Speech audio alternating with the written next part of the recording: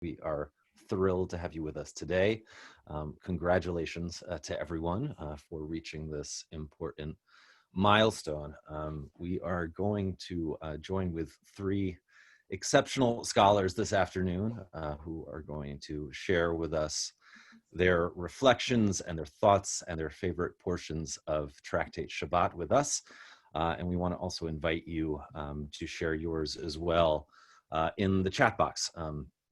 So please feel free to share any comments or thoughts in your own learning with us. And if we have a little time, we will try to get some of our panelists to respond to that as well.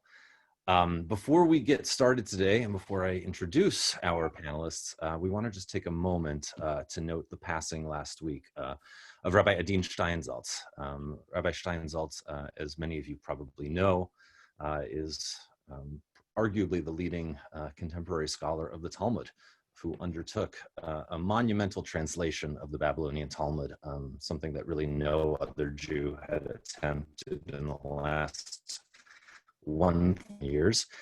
And his translation that we also use on Sefaria, those of you who are studying with My Jewish Learning and get our daily emails, will get the links to the text in Sefaria, and that is the translation and the explanations that Rabbi Adin Steinsaltz created for us. So it's really not an exaggeration to say that our study of Daf Yomi today is really enabled by the incredible historic work that he has done.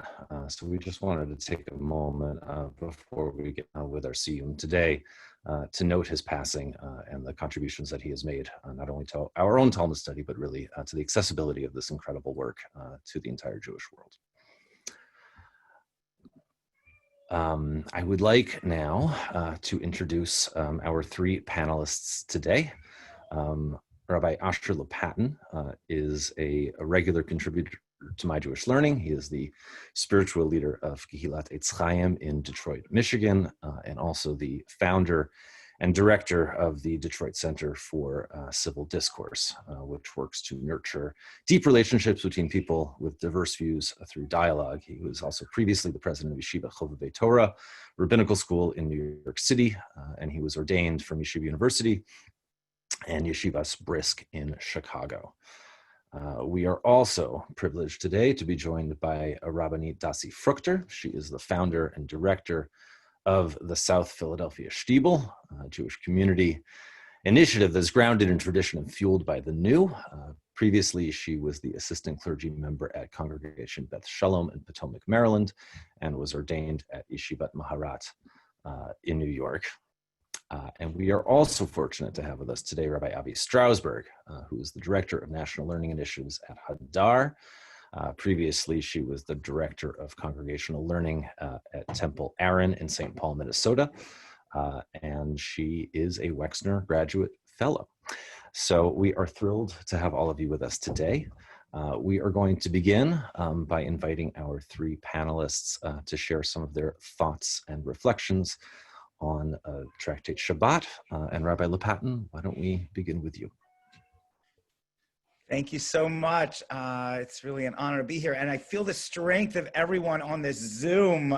We can see your faces, over 400 people. So thank you so much to My Jewish Learning for bringing us together, and everyone for all the Torah you've been learning.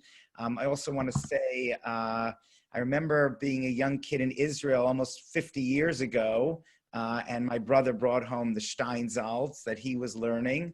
And now that I'm in Detroit, for my synagogue or for any teaching I do, I use Sefaria and the translation, and it's the William Davidson translation from Detroit. So it's amazing to connect with someone's Torah for that length of time, and Rabbi Steinsaltz's Torah will live on forever. And will continue to enrich our lives. It's just an incredible legacy. So I wanted to give a sort of a big, this is the biggest Masechet, the biggest tractate, and Shabbat is such a giant element in our life. And I wanted to just reflect on these two elements of Shabbat. The one element, and I think Echad Ha'am famously talked about that more than the Jewish people, Yoter Sheshamar Yisrael ala Shabbat, more than the Jewish people kept the Shabbat preserved the Jewish people. And this tractate is Masechet Shabbat is so much about what ends we have to go to preserving the Shabbat and the details and the sacrifices that we have to make to preserve Shabbat. And yet it's so interesting that so much about, and even towards the very end, the last daf that we do talks about litzorech, a neder. Do you have it for, is it for your need? Do you need that thing? Do you need to get out of an oath that you made because it's something you have to do for Shabbat? So it has this character of Shabbat protecting us. So we protect Shabbat and Shabbat protects us. And it struck me, I was, I'm from the modern Orthodox movement, and all the movements, I think, take these details seriously. I think within some of the discussions that I'm on, there are these tiny details that are like opening the refrigerator on Shabbat. If the light turns on, is it a psik reisha? Is it an automatic thing? All these detailed laws that we get from Masechet Shabbat. But I was talking to a friend of mine just the other day, and he was talking about how much of a struggle because people are watching the Jummah Friday services on Friday via Zoom and not coming to the mosques. And he said, you got to come to the mosque to fulfill your obligation for the Jummah. And I was thinking that Shabbat, with all its laws, and especially within the Orthodox world, but even beyond, the idea, can you do Zoom on Shabbat? How can you do it? Is it possible? What kind of electronics can we use? Those things are a matter of us connecting to Shabbat and Shabbat protecting us, perhaps, these stringencies that we learned in this Masechet, these stringencies protecting us. And the other aspect that I was struck by in this Masechet is humility. It's really about, even from the very beginning, talking about the reshuyot, the different domains. It's not, those limit you actually, domain. And in fact, if you have your private domain going to a public domain, there's a prohibition of carrying. It limits who we are. And it creates a sense of humility. I think Rav Heschel certainly spoke about this, many others. But right from the beginning, it's not about my possessions or my authority or my domain. The Shabbat teaches us there are things that are much greater than that, and we have to move away from that. And in fact, sometimes, so many times, if I do a melacha, I do an action on my own, then I'm violating Shabbat. If I think that I can really make a difference and change this world on my own without anyone's help, then I am violating Shabbat. If I do it with someone else, as we've all seen, that's more a rabbinic issue. And if I do it in a way that's not melechet machshevet, not the cleverest way, not the most sophisticated way, with my hand or something like that, then the rabbis get involved in protecting Shabbat again, as we spoke before. But the Torah seems really, in the view of the rabbis in Masechet Shabbat, really to take away the hubris that we have, that I know how to do things right, and I can do them on my own, and I am so sophisticated, I have the right technique to do it. All those things Shabbat says, wait, hold on, don't do that. And the last thing that, and we'll get to it because I'm going to be honored to finish off this Masechet, is kind of the playfulness of Shabbat, and that it's supposed to be oneg Shabbat, it's supposed to be a joy. And the last words of this Masechet are mitasek ba'alma ana. After 157 dapim, you got to take it seriously, and Shabbat and everything, it's serious business. But there's also mitasek, I'm just playing around, I'm just doing something that's not so serious. And Shabbat understands that, and that we have to have, maybe that's part of the humility in our lives also. We really have to make sure that with all this understanding and the knowledge that we have, and finishing, what a momentous thing to finish this Masechet, and to have that knowledge behind us. Remember, in some ways in this world, maybe it's helpful to think we're just mitasek ba'alma. We're really, Shabbat reminds us that we're not the ones that are going to totally change the world. You know, we have obligations and we need to, and we have the 6 days of creation, but mitasek ba'alma, not to take ourselves too seriously. And Shabbat is a way of maybe holding us to that. So those are some of my reflections on this incredible Masechet and this incredible day of Shabbat. Thank you so much, Rabbi Lopatin. Humility and playfulness after 157 pages of Talmud study. Rabbanit Fruchter, we'd love to hear from you. Thank you so much, Ben. Rabbi Lopatin, mitasek ba'alma, I love that.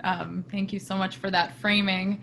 And the way I'm approaching this reflection on the last 157 pages totally got jostled by being in this room with all of you. I was not expecting to feel overwhelmed in the way that I am with 450 people in the room here with us. And I want to invite you to scroll through and see the faces here. It is incredible. Because when I started teaching Masechet Shabbat numerous months ago in our little storefront in South Philadelphia, I would not think I would be here with over 400 people on Zoom celebrating its completion. And in some ways, this study has taken us through a very bizarre and unprecedented time. So how could I not understand the Masechta, the tractate, through this lens? What I want to reflect on is the idea of aloneness and community. I feel that throughout the Masechta, throughout the tractate, these themes kept popping up for me. Whether it was about a Rishus HaYachid, a private domain, and a Rishus HaRabim, a public domain. Get excited for Eruvin, everyone. There would be this idea that it was all about the creation of communities, of families, of outside the home, inside the home. And then even just a few weeks ago, maybe you'll recall that we learned about how the law even changes if you're hanging out with other people.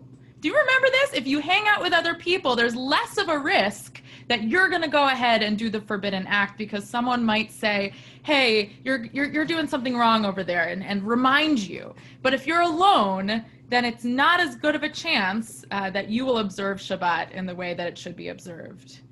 Now, 4.5 months ago, 5 months ago, I was very worried as we all headed alone into Shabbat. What if we don't observe Shabbat in the way that we always thought we could, with community, with this boisterousness, with this oneg, this joy that Rabbi Lopatin was talking about?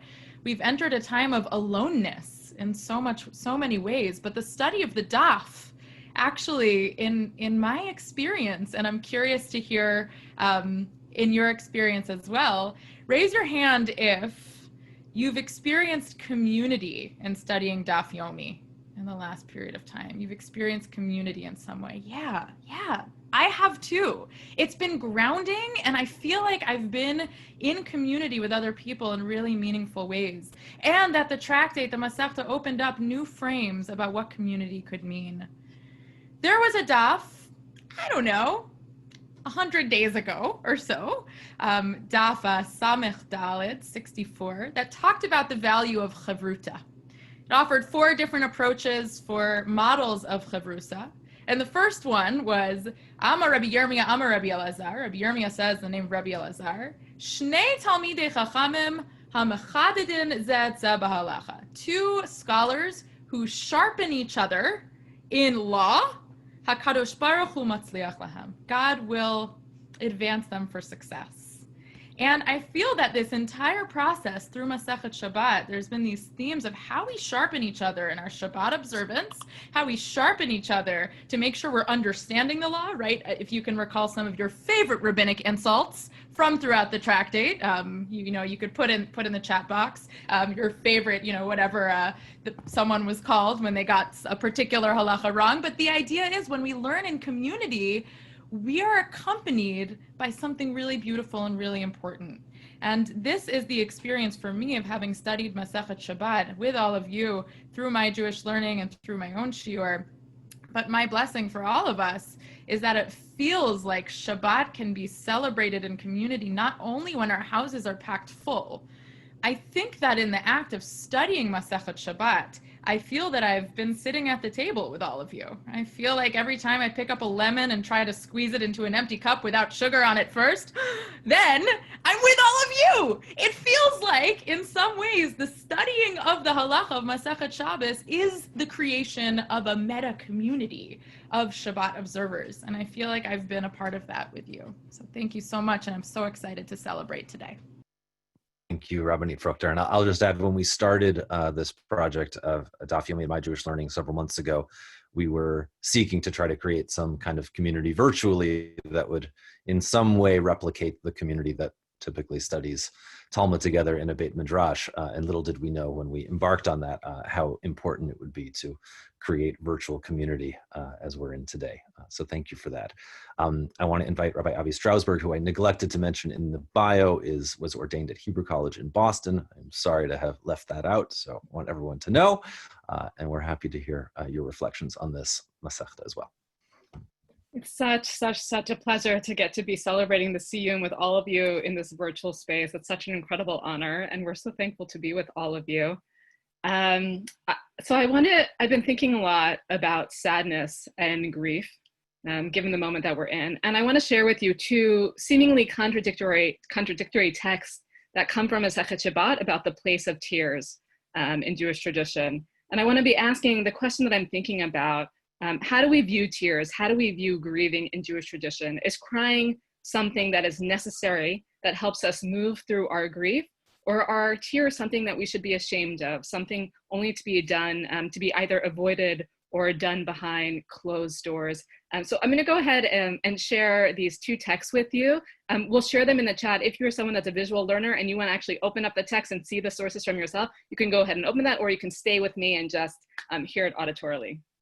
Okay, so the first text I want to look at comes from Shabbat 151b, the very bottom 151b to the top of 152a. It tells a story of the sort of the sad tragedy of the daughter of Rabbi Hanina dies. So in the story, we learn that Rabbi Hanina's daughter died, and the Gemara tells us, Lo hava kabacha ela, that he didn't cry over her. And then his wife says to him, his wife sees that he's not crying over the loss of his own daughter, and his wife says to him very sharply, says, Tarnogolta apek mi beitach, is it just a chicken that you've let out of her house? There's a strong accusation there that Rabbi Hanina doesn't cry over the loss of his own daughter, and the wife sees it. Presumably the wife is processing her grief in a very different way, and she says, what is this? Is it just a chicken that died, that you should feel nothing, that you should not mourn, that you should not grieve in this way? And he answers with the word tarte, two, meaning that if I were to cry, I would experience this twice. I would be wounded in two ways. In what two ways would he suffer twice? First, from my own grief, from my bereavement, and second, from blindness. I would go blind. The fear that the tears would not only deepen the emotional hurt, but might actually bring on a physical suffering, would bring on blindness. And then the Gemara goes on to say, Savar la ki hada amar Rabbi Yochanan mishun Rabbi Yossi ben Katsarta. So Rabbi Hanina, he held like Rabbi Yochanan, who said in the name of Rabbi Yossi ben Katsarta, he said, Sheish dma'oten, there are 6 kinds of tears. What are the 6 kinds of tears? There are 3 kinds of tears that are good tears, yafot, and 3 kinds of tears that are bad tears. What are the tears that are good, that are bad tears? These are the bad tears, are tears that are produced from being around smoke, being around bechi, being around crying, that's about sorrow, or tears that are about pain, discomfort in the Beit HaKisei, the Gemara is always going back to the bathroom, some sort of discomfort in the bathroom. And the kind of good, what are the tears that are good tears? The tears that are good tears are tears that come from laughter, tears that come from some sort of medicinal relief, or tears that come from perot yafot, good fruit or enjoyable fruit. And so the Gemara introduces 2 things. One, it introduces this notion, as if we could even say that there might be good tears and bad tears. I hesitate to even say, but the question is, what might be these good tears and bad tears? And 2, at least as we see in Rabbi Hanina, that tears over grief, even over a daughter, over a relative, these are something to be avoided, or best done, where no one else has to see them. Now we're going to look at a totally different text from the same tractate, also from Shabbat, going back a few dapim, going back to Daf 105b. So in 105b, we get a totally different view of tears. Amar Rabbi Shimon ben Pazi, Amar Rabbi Yeshua ben Levi Mishum bar Kapara. So Rabbi Shimon ben Pazi says that Rabbi Yeshua ben Levi said in the name of Bar Kapara, Kol hamorid ma'ot al adam kasher, HaKadosh Baruch Hu sofran u'manichan beveit gnazav. He says, anyone who sheds tears, anyone who lets down a tear over a person who is fit, over a holy person, the Holy One, God's self, counts those tears and places them in God's holy treasury, in God's storehouse. And how do we know this? Then we hear a verse from Psalms, you have counted my wanderings, put my tears in your bottle, meaning in God's bottle. Are they not in your book?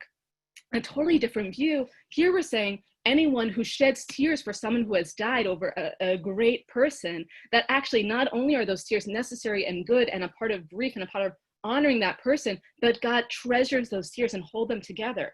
So how do we hold these teachings together? That on one hand, we have Rabbi Hanina, who doesn't even shed tears on his own daughter, so afraid is he of that grief and what it will do to him. And in this other text, we have God holding our tears. I just want to wrap up by sharing with you a teaching from by the Eish Kodesh, who's writing in the Warsaw Ghetto in the time of the Holocaust. And this teaching is based on something from Tractate Chagiga, which in good time, B'ezrat Hashem, we'll get there, to Chagiga, that imagines that God has an outer chamber and an inner chamber.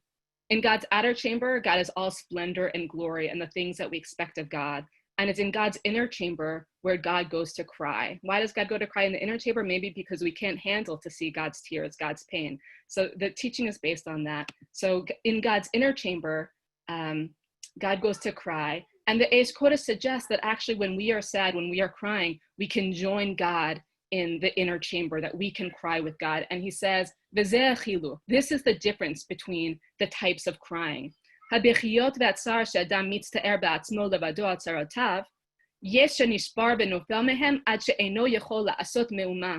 crying and the pain when a person is distressed by themselves over their sufferings, this can break a person until a person falls and isn't able to do anything at all.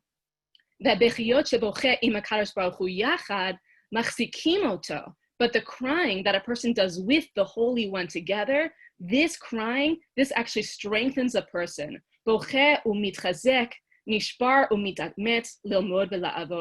It strengthens him, and then he breaks again, and then he endeavors again until he can learn and serve God.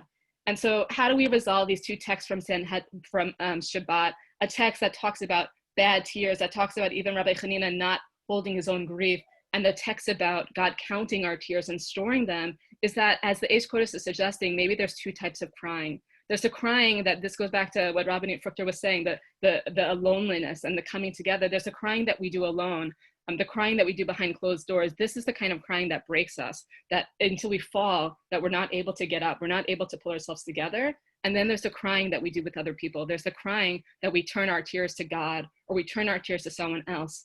And I just pray, God willing, as we continue in these uncertain times, in these times of so much sadness and grief, that we are able to allow ourselves to cry when we need to cry, to share our tears with someone else, and through that sharing, that we may be strengthened by them.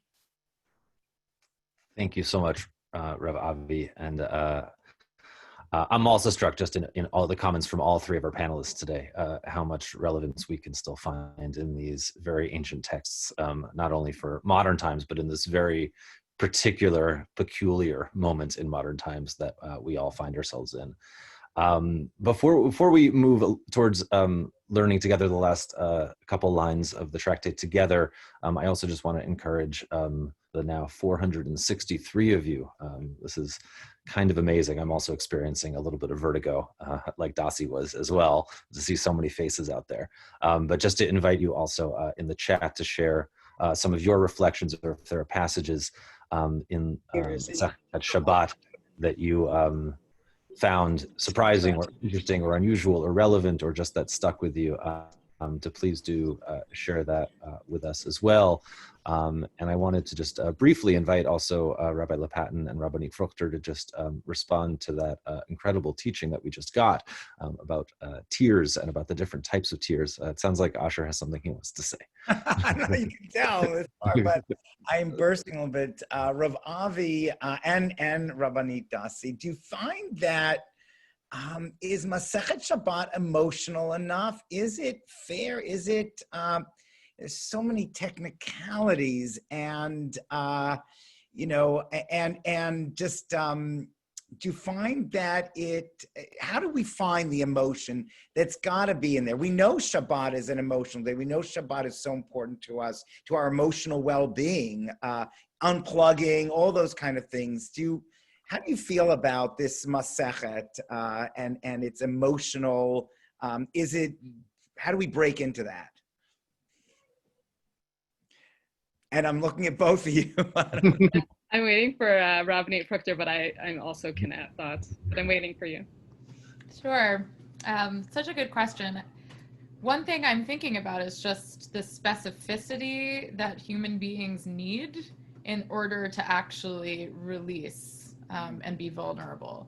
And it's like we hear so much about like, oh, just take care of yourself.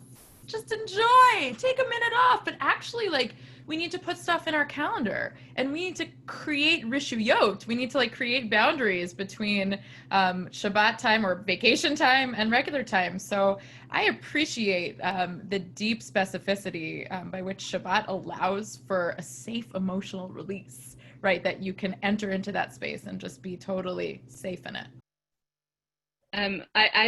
This is my second time around doing Daf Yomi, and the first time, my regret is that I didn't take notes, I didn't flag my Gemara, and I felt like I just didn't have enough to come back to. And so this time around, starting with brachot, which is such a, you could flag every single page of brachot, and I did. That when we started Masechet Shabbat, I had this fear of like, oh no, it's already like I have less stickies, there's less things to stick, there's less sort of the emotional text that I'm excited that I want to come back to.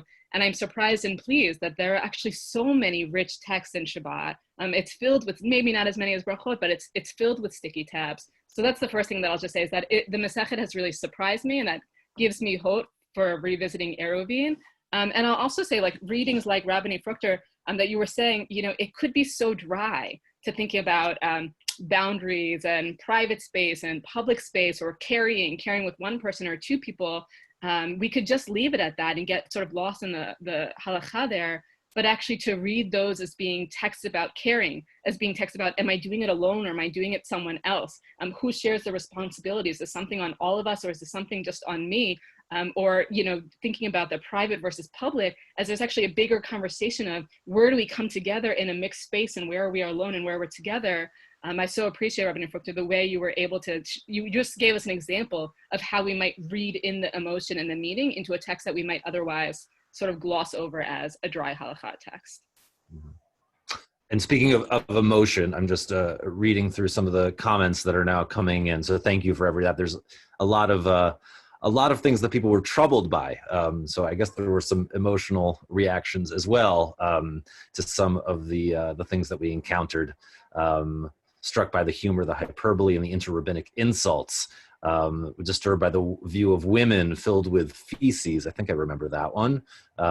Somebody else mentioned before, I'm looking for it, being able to take out a corpse with a child or a challah on top. That one also stuck out in my mind as well. What can we bear in mind, panelists, as we approach not just Shabbat, but certainly what we're going to find in the future as we continue our progress through Daf Yomi, when we encounter some texts that have ideas that seem offensive or disgusting or just in otherwise don't sit very well with us. Do you have any thoughts on that question? Yeah, I just recently, I was doing Chazara I was going back over the Masechet, and I just recently re-encountered that horrible, horrible text about a woman being full of feces and blood, and even so, the men all desire her and run after her anyway. It's possibly about one of the most offensive descriptions of women that you could find. I think that's fair to say. And in my Gemara, I'm learning out of a Koran. Thank you. I'm grateful to Steinsaltz there for making that possible. In my Gemara, I wrote on it, I underlined it and highlighted it, this horrible word and this horrible description, and I wrote offensive. I wrote, this is offensive. And I think, I have mixed feelings of doing that, about actually marking my own Gemara and putting the word offensive in sort of such bold language. And actually it is offensive to me. I feel offended by it.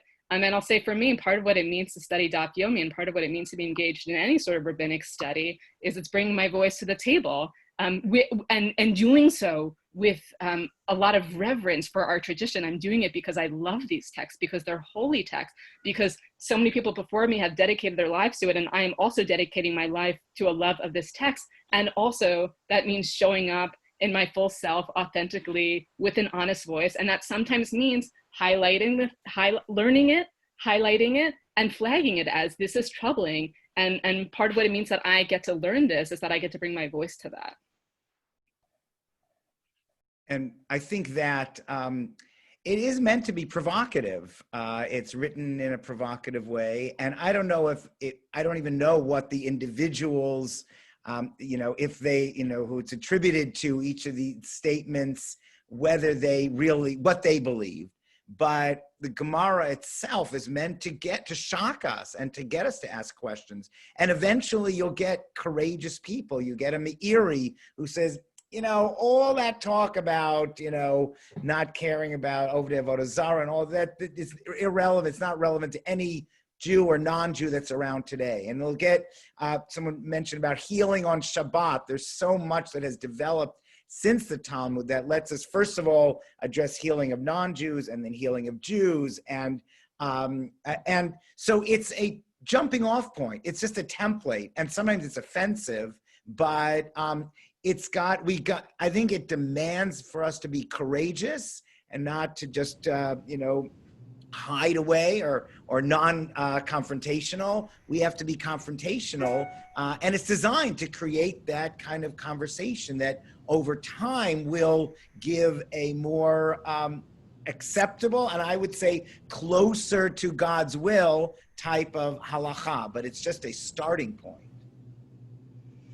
Yeah, I love both of those, right? Just like naming it, noting it, and also just allowing ourselves to be shocked and ask the question. I'll share with you a practice in our class. We have a jar, actually, that if a text reads really difficult and does not sit well to our 21st century sensibilities, we donate to a place that will be a reversal of that idea. And that's just kind of a way to bring some of that good energy into the world. And we got to keep learning the text, right? So that's really important, to remain in the text, remain in the discomfort, but at the same time, make sure to say, okay, what positive energy am I bringing into the world? What tzedakah?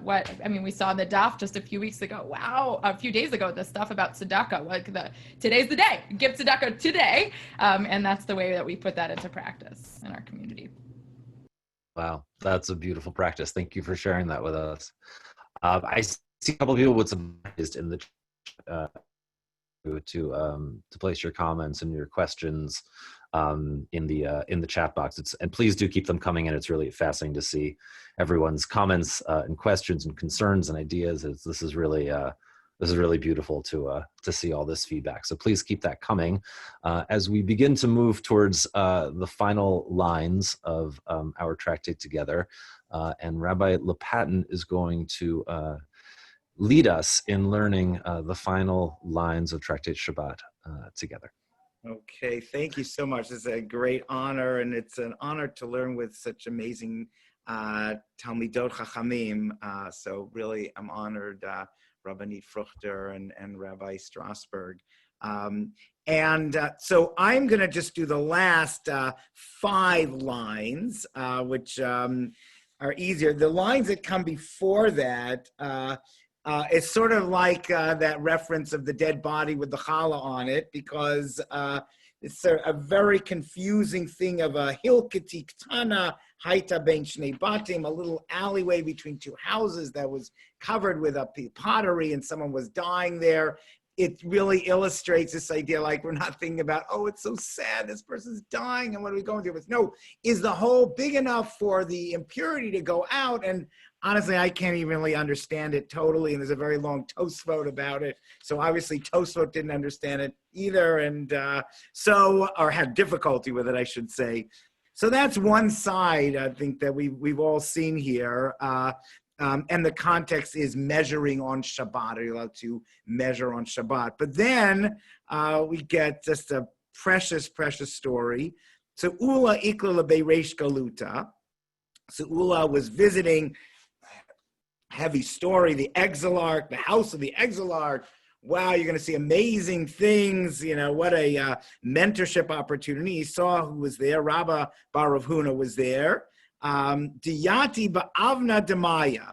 So he was sitting in a bath of water. Gigit malaya mayim, a big, as Rashi says, a big barrel of water. He was taking a bath. It was on Shabbat. It was a cold bath, we're assuming. The kamashachle, and in some way he was measuring like the drain a little bit. There was a hole, and he was measuring it. Amarle, so Ula said to Rabbi Bar Huna, Amar Damar Rabbana Medida a mitzvah. So our Chazal, rabbis in the Mishnah said before that you can measure l'shem mitzvah. For a mitzvah, you can do some measuring. But the lav mitzvah, mi amor, it looks like you're measuring it. And I know it's not for a mikvah because it's a standalone bathtub. It's not in the ground bathtub. So what are you doing? How can you do this? And then I referenced it before. Amarle mitasik ba'alma ana. He said, don't take it so seriously. I'm just playing around. I'm reminded of Sesame Street and Rubber Ducky. It's like he's playing with his rubber ducky. I'm just having a good time. I'm splashing around in the bath, and I see this little hole here, and I want to look at it. So life goes on, but in the background, he knows, Rabbi Bar Rav Huna knows the halacha of mitasek, and what does that mean? That you're just playing with it, that you're not looking for a goal of making something, and all the halachot that are connected to that, a psik and kavana and enomit kavein. So background, but the bottom line is that having a good time, and don't let Shabbat stop you from having a good time. Being in a cold barrel, that's not my idea of a good time, but whatever is your idea, that's the mentoring that happened in the exilarch's house by Rabbi Bar Huna. So I hope we can, this gives us that energy and that excitement, finishing this incredible Masechet. And as I think Rabbanit Fruchter said, starting Eruvin, God willing, remember, let's meet Asik Ba'alma, let's have a good time. It's not taking our lives seriously, but it's being able to play around and being able to keep a perspective also for who we are and what we can do. And God willing, just as Rabbi Rahuna and Ula live on, God willing, our Torah also will live on, and will give other people joy and a sense of meaning and accomplishment. Great. Thank you so much, Rabbi Lopatin. So we'll move now to the final part of our planned Siyyum today, and that is going to be the recitation of the Hadran, the special prayer, which is said at the conclusion. The link I have dropped in chat, so for folks who want to follow along, we'd actually encouraged you at home to recite it along with us as well. Rabbanit Fruchter is going to kick us off.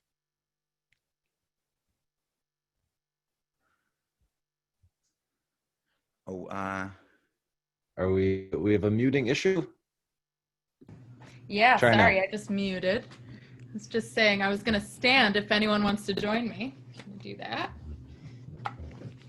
All right, everyone, Mazel Tov. Hadran alach Maseches Shabbos v'hadrach alan. Datan alach Maseches Shabbos v'datach alan. Lo nidnashe minach Maseches Shabbos v'lo tidnashe minan. Lo ba'alma hadain v'lo ba'alma da'ate. Yehi ratzon milfanecha Adonai Eloheinu v'Elohei Avotenu. Shetehei Toratcha u'manotenu ba'olam hazeh u'tehei imanu le'olam haba. Chanina bar Papa, Rami bar Papa, Nachman bar Papa, Achai bar Papa, Abamari bar Papa, Rafram bar Papa, Rachish bar Papa, Sorchav bar Papa, Ada bar Papa, Daru bar Papa. Harevna Adonai Eloheinu et divrei Toratcha befinu, ubefipiot amcha beit Yisrael. V'niheh nachnu b'tzatza'enu, b'tzatza'ei amcha beit Yisrael. Kulani odei shemecha v'lomdei Toratacha. Me'ovai tachakmeni mitzvotecha ki li'olam hili. יהי ליבי תמיד בחוקך למען לא אבוש, לעולם לא אשכח פיקודך, כי בם חייתני. ברוך אתה אדוני למדני חוקך, אמן אמן אמן סלע ועד. מודים אנחנו לפניך אדוני אלוהינו ואלוהי אבותינו, ששמת חלקנו מיושבי בית המדרש ולא שמת חלקנו מיושבי קרנות, שאנו משכימים והן משכימים, אנו משכימים לדברי תורה והם משכימים לדבריהם בטלים, לדברים בטלים, אנו עמלים והם עמלים, אנו עמלים ומקבלים שכר והם עמלים ואינם מקבלים שכר, אנו רצים והם רצים, אנו רצים לחיי העולם הבא והם רצים לבאר שחת, שנאמר ואתה אלוהים תורידם לבאר שחת, אנשי דמים ומרמה, לא יחצו ימיהם ואני אבטח בך.